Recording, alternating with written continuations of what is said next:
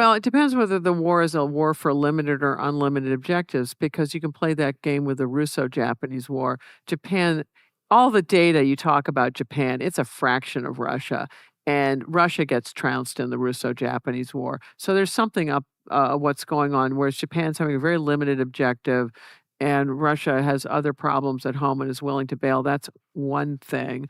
But there's another thing.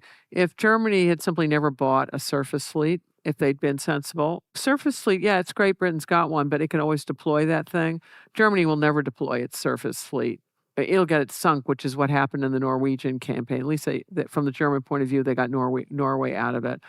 But if they had simply bought U-boats instead, I don't know whether it would have. You'd have to do the math, and I haven't done that, of what their goal would need to be is to knock Britain out before the United States ever gets Right. into the war. Oh, definitely do not declare war on the United States, because maybe if you can keep the commerce rating going for another 6 months, maybe Britain falls. Maybe that's the pivotal error. It has nothing to do with what you're talking about. It's simply Hitler shouldn't have declared war.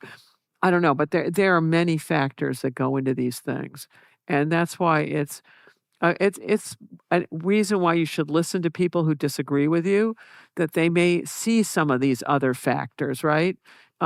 We all have blind spots, and we rely on other people to find them, but then you have to be receptive to listening.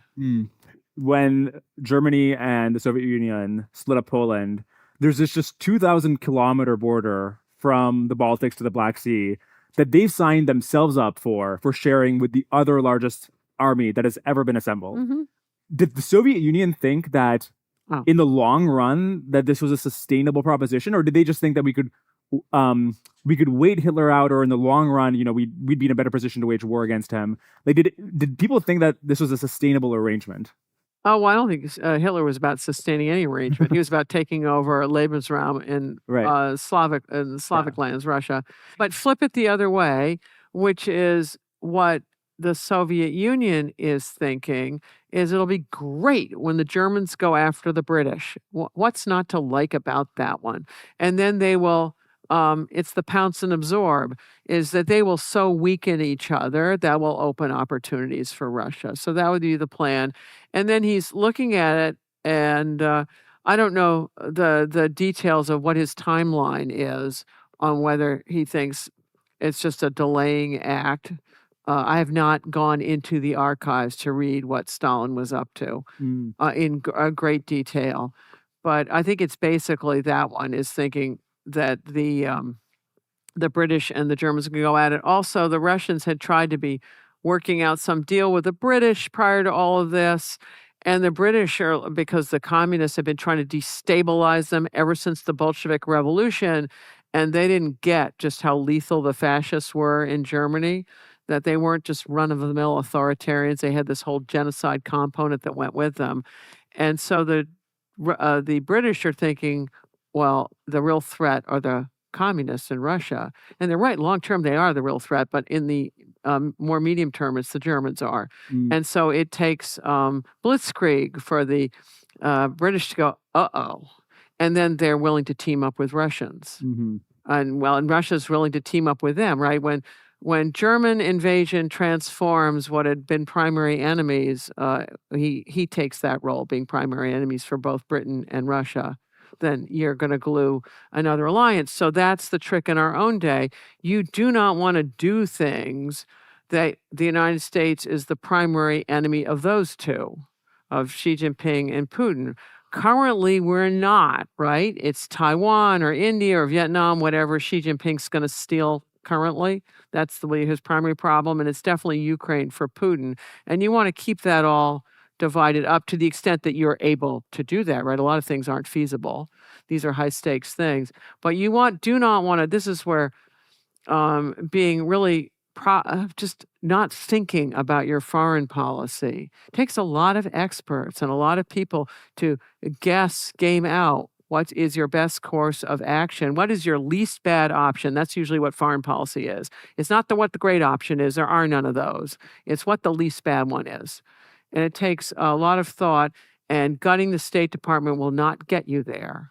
Yeah, it's profoundly dangerous. You described Hitler's strategy as pursuing a continental strategy, and that was sort of his undoing. But it seems like there's many other wars where a more reasonable person can pursue a continental strategy and do just fine. So Bismarck does multiple continental wars, Franco-Prussian War, Austro-Prussian War, and achieves his objectives. And Hitler's just freaking crazy. Like, he continuously does things. He knows that going to war with Poland in 1939, France and Britain will join. He's like, I will fight both of them for Poland for some reason. Resources, big resources. Somehow that works. Then he gets, France falls in a few weeks. Instead of stopping there, he decides, now I'm going to go to war with the whole of the Soviet Union. He decides, in what way is it a continental strategy to then declare war on America, which is an ocean away? It's not even an adjacent continental power. So it just like him being crazy explains more than him pursuing a continental strategy. Let's talk about Bismarck. Bismarck did not, this is the difference between limited and unlimited objectives. And these concepts, which I've tried to transmit in these lectures, I think are useful, and you apply them to other things. So an unlimited objective means the state in question is not going to exist at the end of the war. And if it's really unlimited, and Hitler does the most unlimited variant, he's going to kill all the people. Like if Slavs, he's going to literally butcher them all. So that's one kind of war.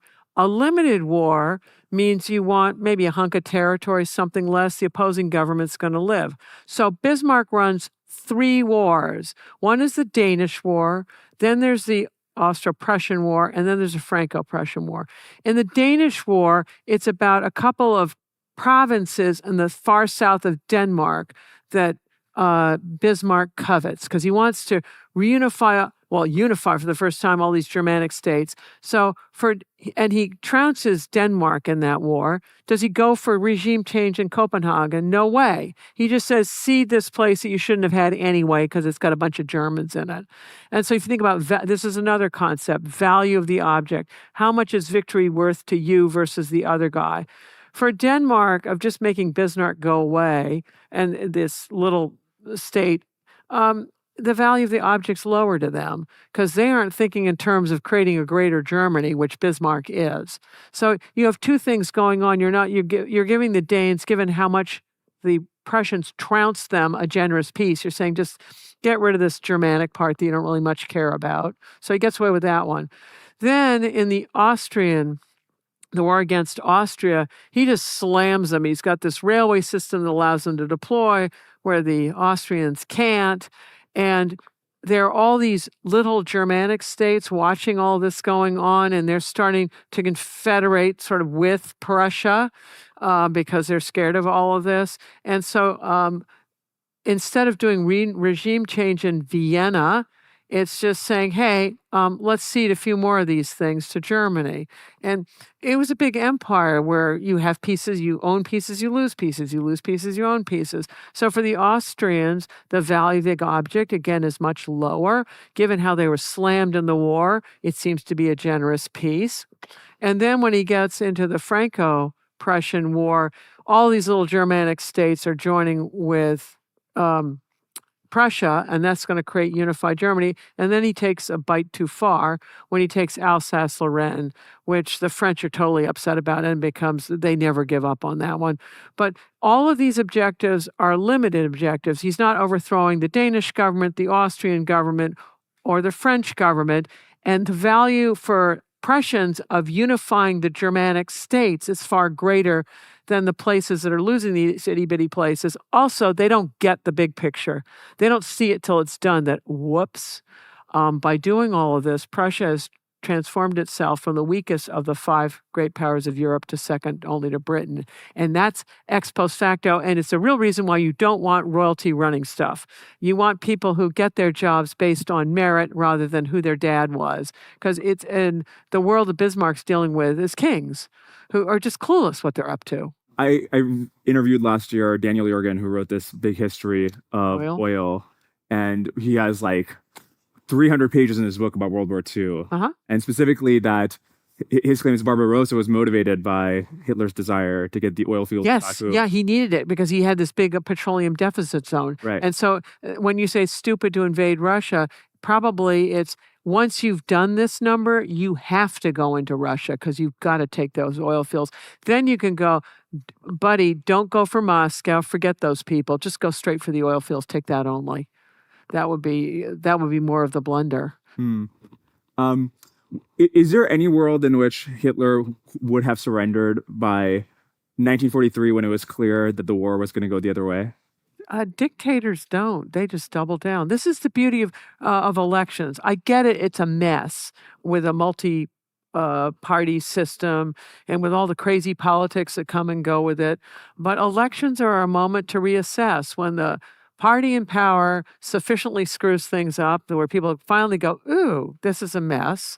The party in power isn't reassessing. The election is reassessing for them. You know, human beings. We've all met many. Most human beings don't like to change their mind.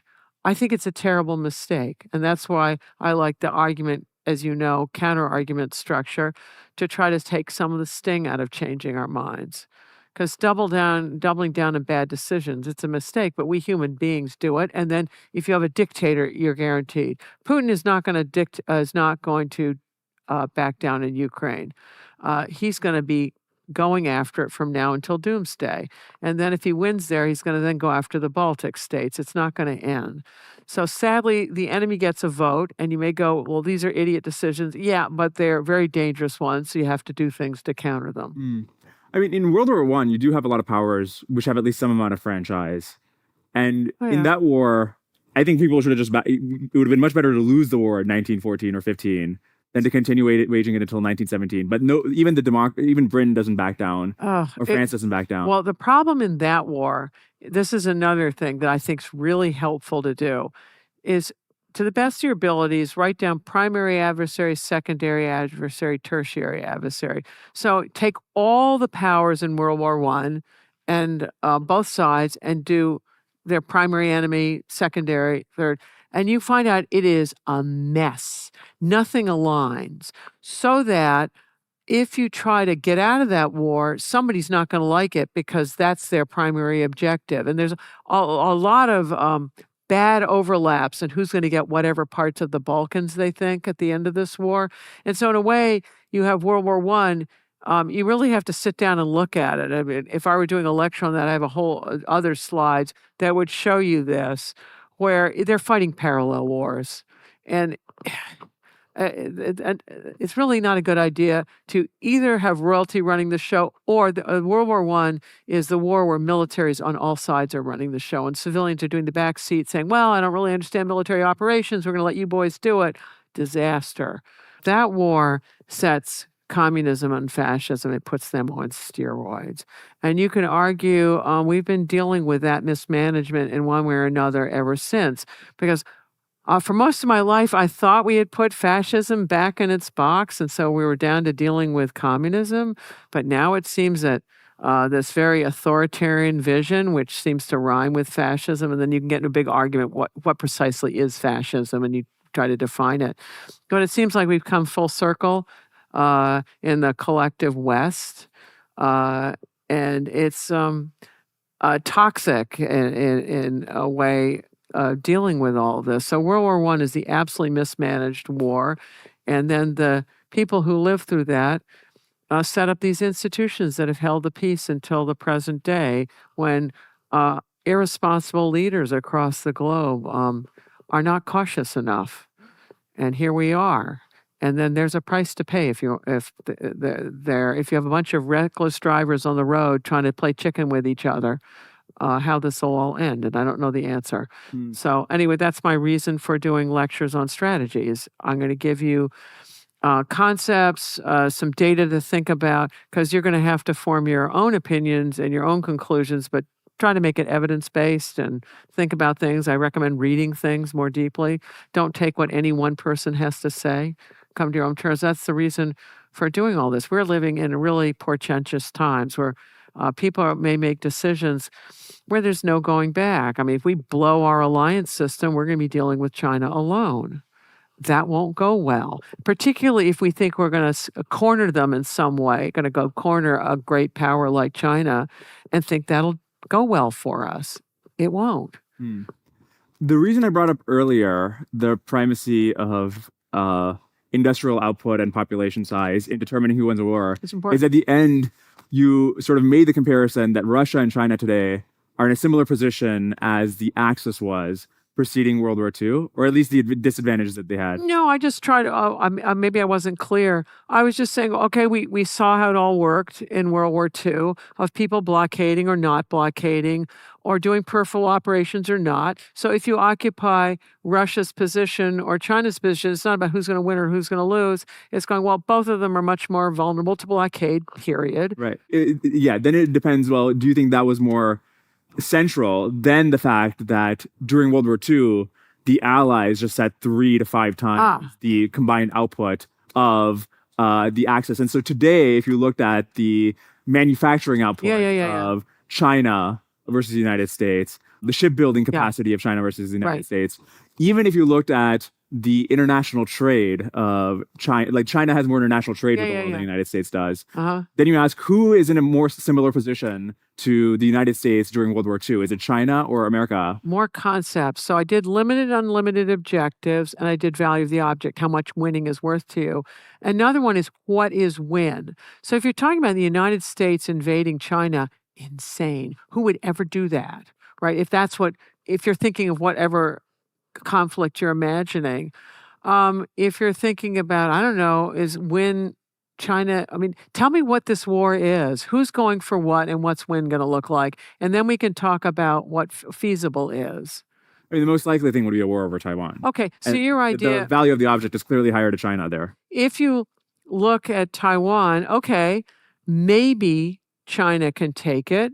It may have to leave it at glowing embers. That lovely chip foundry that everyone cares about, I imagine, would be the first casualty of that war. That will be blown and be gone. There's no way you'll capture that intact.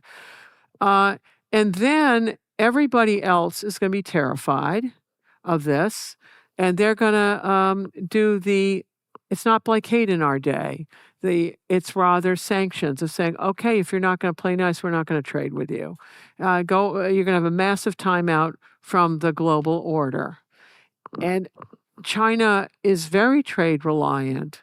And so, okay. But it's precisely because it has such a dominant position in trade that it would be difficult to coordinate a coalition against them. Why? If the entire world benefits more from trading with them, the United States, there's more volume of trade with China than the United States globally, then it would be difficult to coordinate a coalition to say, look, you got to stop trading with the person you're trading most with. I think the story is on sanctions. They don't have to be leak proof.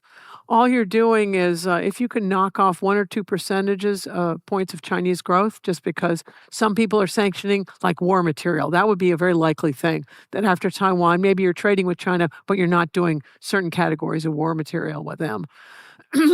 The cumulative effects of doing that to a country over generations is the difference between North and South Korea. It adds right up. And you can do the math better than I can of if you knock off 2% growth per annum, I think the doubling time of an economy, I don't know, if you knock a couple of percentage points off, it goes from like 25 years to 75 years. You will be able to do the math better than I can rapidly. But it's very consequential. And China's neighbors will be scared to death of this. And also, you're right that trade patterns don't go overnight. They go gradually over like a 10-year period, or in which China will find it's already happening, is supply chains are moving out of China. Yeah. Slow. But I guess the larger thing I'm trying to get at is in the immediate term, it seems like if the thing that mattered in World War II was the fact that the United States was outproducing all the Axis combined in planes and munitions and tanks. And then who is in a comparable position today? Well, you'd say it's China. And then over the long run, perhaps we can collaborate together a coalition which over many generations reduces China's growth or ability to compete. But then I'm not even confident that the coalition would, center around the United States rather than non-China. Not today. No one's centering around us right now because we're not playing nicely with allies right now. But rather, I think you will find that there are so many countries that are eager to follow the Chinese model for development. They have cheaper labor now, places like Vietnam. And India has also been doing all sorts of things. And my impression with India is isn't one of India's problems. It needs a better infrastructure, and there are investments going on in that. So there are many other people in the world who are interested in making money, and they've watched how China did it. You can emulate that. So I think if China is foolish enough to do Taiwan, these will be the long-term ramifications. It's a mistake. As annoying as other countries are, it's better to just argue with them at international institutions. And China has a big presence at these international institutions and should be able to get others to go along with however it wants to change rules and do it that way. If they're going to do it the Putin way, you can look at it. It's negative sum, and they will get a timeout from the global order. Ever since the Industrial Revolution introduced compounded economic growth, this continental solution is a mistake. It is much better. Forget about invading territory.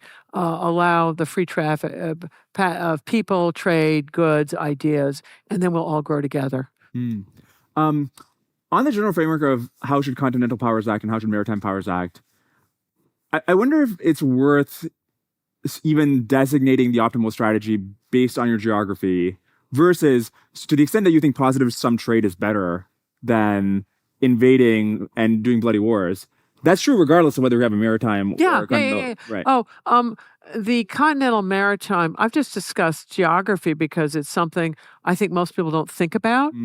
And particularly what's hilarious about people who buy navies, and I've read all these, I've sadly had to read these naval theory books.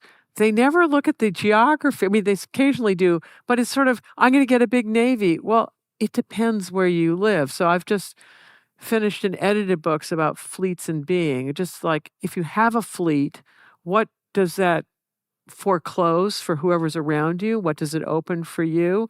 And then it makes it's not a great read, but I learn a lot from doing it. Becomes really clear that you can see that map there. You see Italy, and you have in World War I, with that particular position, the Austro-Hungarian Empire has quite a good little submarine fleet. Captain von Trapp, Sound of Music, he was a war hero. He was a submarine captain.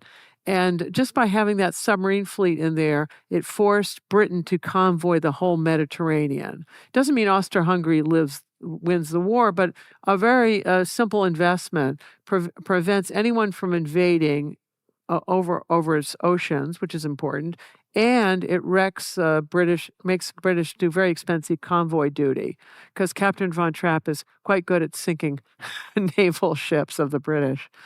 So it's that's the difference of your geographic position. Limits what you can do. But now we have a whole rules-based order so that if you join the party, you have a massive alliance system. That's why I look at China. It doesn't have any allies. It has itself. And it likes to have bilateral relations. But actually, these international institutions, for those who actually are serious about them, it's a de facto. NATO is most certainly an alliance. I mean, if you are the biggest trading partner with, say, 100 countries, do you have a lot of alliances? I mean, if not, then that seems more significant than just calling yourself an ally. You just have an incredibly strong vested interest in the other country. I mean, the reason America has a lot of alliances is because we have a lot of trade. Oh, yeah. It's important. It's just the Chinese also come with this little piece of baggage that we're big, you're small, so we get to tell you what to do. There's this Is that true, though? I mean, like, what is it they actually tell? They've literally said it over and over again. They'll tell it to their neighbors like the Vietnamese, just basically shut up and color because we're a big country and you're little. Vietnamese don't like it. Yeah, I mean, one thing I often hear in these discussions is that it's the United States which actually has a stronger preferences in, for example, how your political system works, which may be reasonable to have, but China is usually more willing to just trade with you if you're willing to trade. Oh, yeah. We've been really intrusive in other people's domestic politics, without a doubt. Right. And that is the American busybody gene that's gotten us into a lot of trouble. So... Oh, yeah, no one's perfect in this world. Far from it. We all make horrendous errors and then do things we shouldn't do. I think that's an excellent place to close.